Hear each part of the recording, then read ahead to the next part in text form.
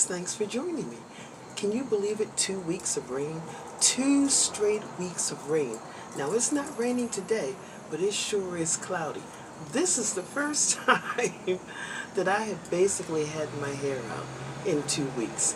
And there is every possibility that it's going back up in plaits. And I'm going to probably wear a wig to work tomorrow because I think it's going to rain again. But this is the thing I wanted to talk to you all about. A couple days ago, I had lunch with my daughter before we picked up my grandbaby, so we could have a mommy-daughter talk. And we went to a restaurant that I hadn't been to in years. And my daughter has actually hosted some events there. So we're there eating, and the owner, who is also the chef of the restaurant, came over to our table. Now, I assumed that my daughter and him knew each other, and they did, and he asked her how she was doing, and she said fine. And then he asked her, who was this beautiful lady beside you? And I'm like, and I said, oh. He goes, beautiful lady, my name is David. And I said, well, I'm pleased to meet you, David. My name is Sheila. He goes, have you eaten in my restaurant before? And I said, yes, but it's been years ago. He goes, are you enjoying your meal? And I said, yes, I am. He goes, well, I would love you to come back and be my guest one evening for dinner. And so he pulls out a card and he scribbles on it. So, of course, after he leaves, I read what it says. And it says, please allow Miss Sheila to pick any table she wants anytime she presents this card. And so I'm like, oh. He goes, yeah, just present this card when you come, and your dinner is on me. He goes, but don't come on Tuesdays, because Tuesdays I'm not here. I said, okay. He goes, Melissa, it was good seeing you again. And the man left. And so Melissa looks at me and she goes, dang, Mom, you still got it. She goes, you know he only dates black women. I said, oh, great. So she wanted to know. She goes, well, when you coming for your dinner? I said, you know, I don't like to be out at night. I said, so I doubt if I'll ever use this card. And she says, well, you know, let's see if he contacts me and asks me, how's your mother? Because she hasn't come to the restaurant. She goes, if he does that, Mom, then I think you should go. But if he doesn't do that, then maybe you're right. You know, because my thing is, how many times does he give out little cards like this, you know? I'm sure it's a great way to pick up women. So, you know, that's the deal we made.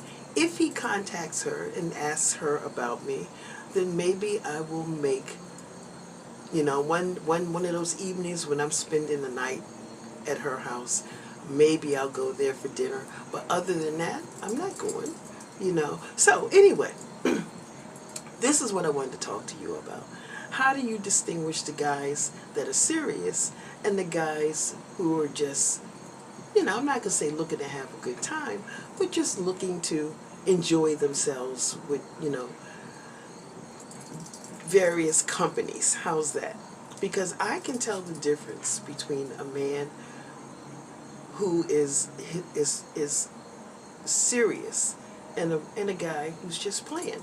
So let me tell you how I can tell the difference. And I can also tell you how I screwed up my 2 good relationships. And that's something else I have to take into account. So let's go ahead and talk about that.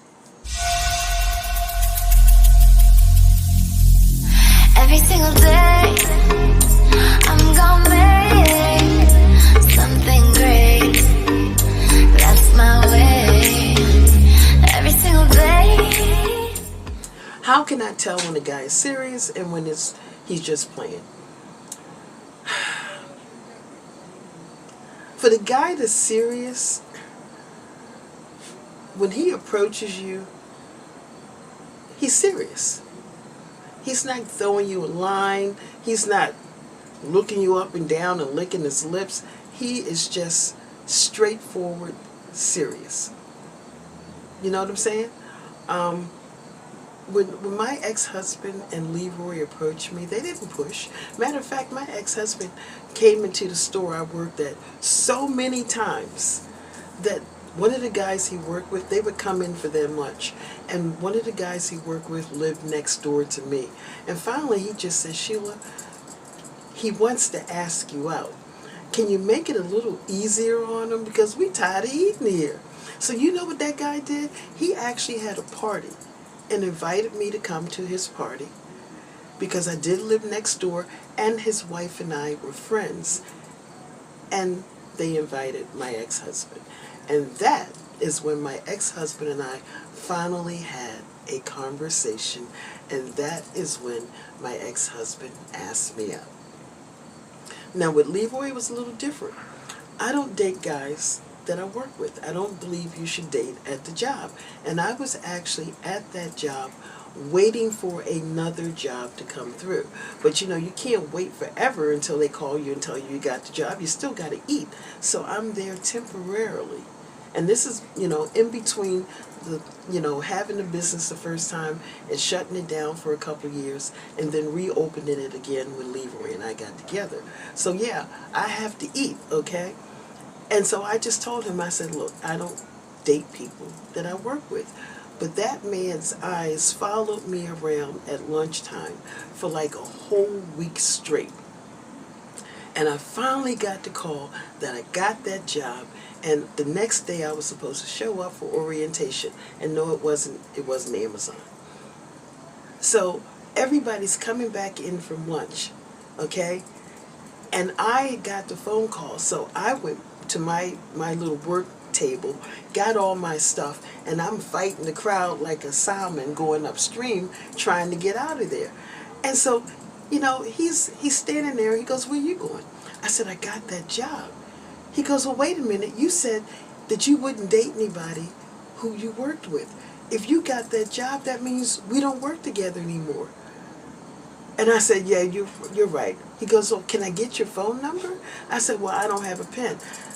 He goes, you know what? I got a pen in my car. And this man walks out to his car, and I'm looking at him going, you have got to clock back in. You're going to be late clocking back in after lunch. He goes, damn a lunch, damn a clock in. I need to get this number. So I walked out to the car with him. I gave him my phone number. The next day I went to the job.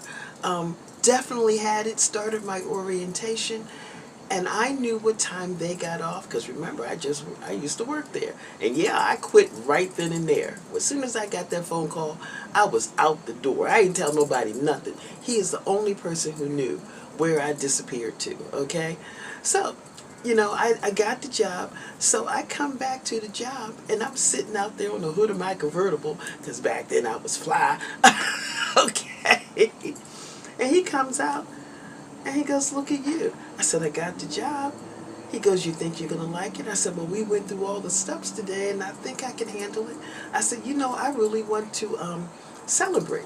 I said, but I don't have any money. I said, because you know we ain't got paid yet. I said, so the only thing I have to celebrate, only thing I can afford is an ice cream sundae at McDonald's. I said, you want to celebrate with me? And he looked at me, and he said, sure. And that's where it all started, you know. Within a couple of months, we didn't leave each other's side, and just like with my husband and I, within 4 months we were married.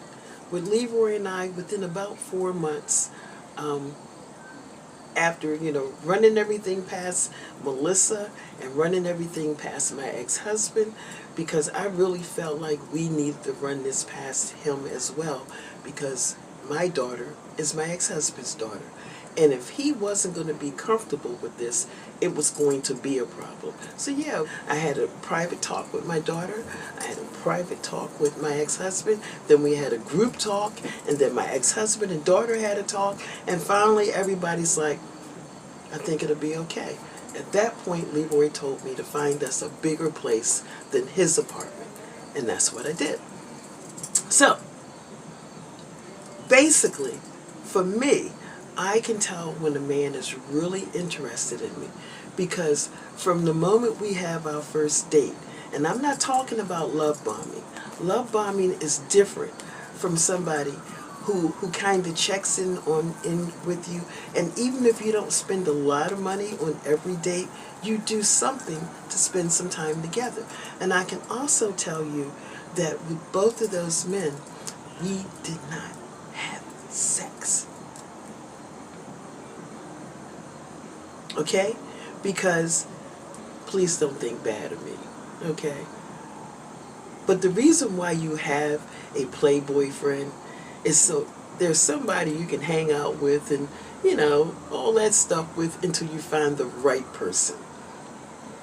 And the moment I knew that Leroy and my ex-husband, the moment I knew that we were going to be a relationship, I ended the relationship with my playboy friend.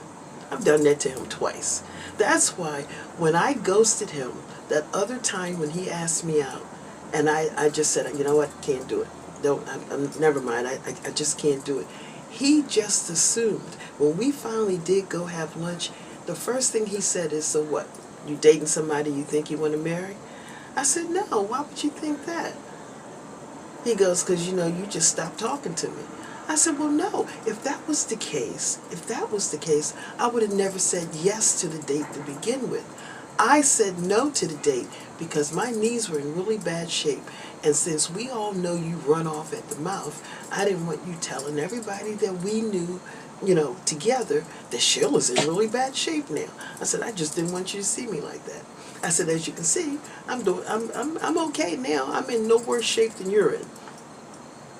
Okay? I said, so that was the reason.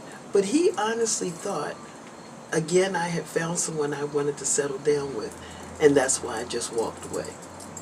Can't say I blame the man. Okay, so why did my relationships not go well? Because both Leroy and my ex-husband are conservative men. One, they believe it's their job to keep a roof over our heads. Now, my ex wanted me to be a stay-at-home wife, and I was. We didn't even have a kid yet, and I was a stay-at-home wife. I didn't really start working again until, financially the economy broke down. And then I said, well, the ladies at my church, they all clean houses on the side to help with finances. And that's about the only thing their husbands allowed them to do. None of those women had jobs outside the home other than clean houses. One lady was an insurance lady, and her husband built a little office on the side of the house. These men don't like their wives to really work outside the home. They didn't have a problem with cleaning houses, well, because it's kind of what they know how to do, and you can make your own schedule. So my ex-husband agreed to it as well. Only I made the mistake of trying to turn it into a whole ass business. So when I got to the point of going, can you drop Melissa off at school because I have an early morning estimate? Or can you pick Melissa up for me because I'm going to be running a little late? That's when he had a problem. And God, the day I opened the office, he was really not happy. He was supportive, but he wasn't happy. It wasn't until I no longer could take care of home and run that business that he became downright hostile, to the point that I actually had to go talk to the pastor at my church. And the pastor just said, if he ain't happy, nobody's happy. You're going to have to choose, Sheila. And well, we got divorced, so you know how I chose. And in my defense, there just comes a point where you have to know whether or not you can do something. And for me, I needed to know whether I could run a real business successfully. Now, I had offered to pay someone to come and clean the house, do things like that. That is just not what he wanted. He did not want somebody else in our house. And once he made that decision, then I had to make the one I made. But I understand why he was upset, because I changed the rules. Same thing with Leroy. I got an offer for a 3-year contract, biggest contract my company ever got. And I'm like, I don't know if I can do 3 years. So we actually agreed for 1 year. And then at the end of that year contract, I had to decide whether I was going to do the other 2 years or whether they were going to find somebody else. I'm going to tell you, that first year was hard. It was hard. Leroy had to pick up a lot. And this is a man who had a full-time job and a little business on the side. That man picked up, I don't remember ever cooking dinner the first year. I don't remember, because I don't think I did. But he was supportive. He handled all my paperwork because I was too busy training people or filling in when people didn't show up. He was so supportive. But again, I fell down on the things that I kind of did around the house. And he had no problem with me hiring a cleaning service to take care of our house. It's just that I couldn't find anybody.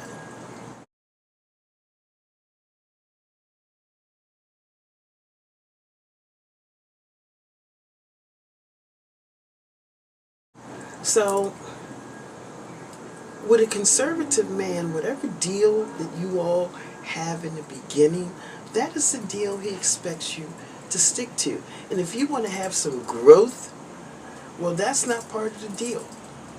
And so both times, for me, I just needed to see if I could.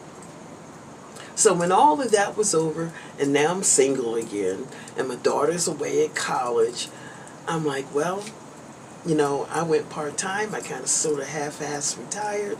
I thought, well, at least I'm not doing anything that's going to take up all my time. This would be the perfect time to meet a husband. Because, maybe it's time for me to settle down again. So what I do, I start camping.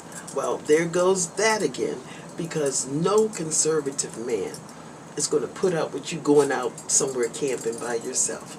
The whole time I camped, and I camped for 12 years, I had no shot in hell of finding the kind of man that I would settle down with, because that is just some foolishness he is not going to put up with. Now sure, I met guys who go, oh, I think that's great. You go, girl. Go out there and use your adventurous spirit. See, those are not the type of men I would settle down with, because I wouldn't take a man seriously who would think it was okay for me to be out there camping by myself. I did it because I wanted to do it. I didn't say it was right. Okay? The thing that absolutely really finally got me thinking straight again was having arthritis. The last year I've been up and down about whether I was going to camp. But once I decided, you know what, I don't care how good I feel, I'm done. Because as long as I am doing that kind of thing, I am not going to meet the man who feels like it's his job to take good care of me and to protect me. And that's it in a nutshell. So why would I have a man who doesn't want to protect me, doesn't want to take care of me? So, all those 8 things I told you all about, I already know I can get them. Because the kind of man that falls for me and looks at me as a wife is absolutely willing to do those things without even thinking twice about it. Now, some other guys that aren't my type maybe would, go, nope. But the kind of guys that wife me up, all of those things are a given. That's why they weren't so outrageous. The thing is now, am I going to start doing some shit again that I know they're not going to go along with? It's not my intention to.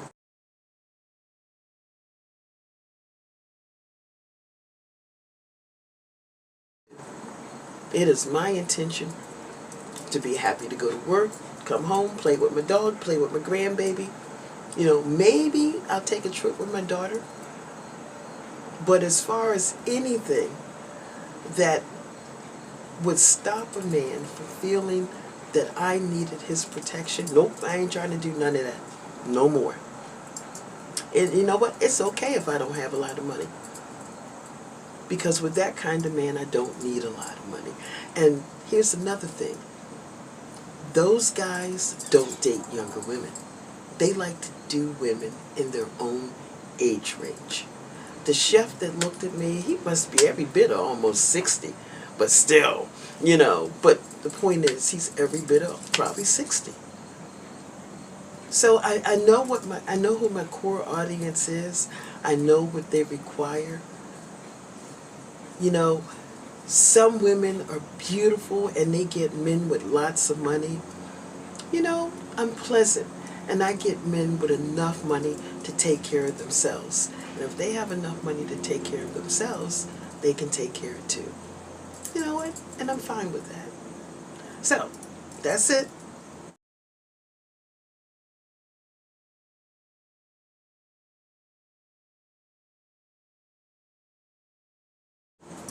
Tell me what you think in the comments section. Take care, stay blessed. I'll see you in the next video. Bye.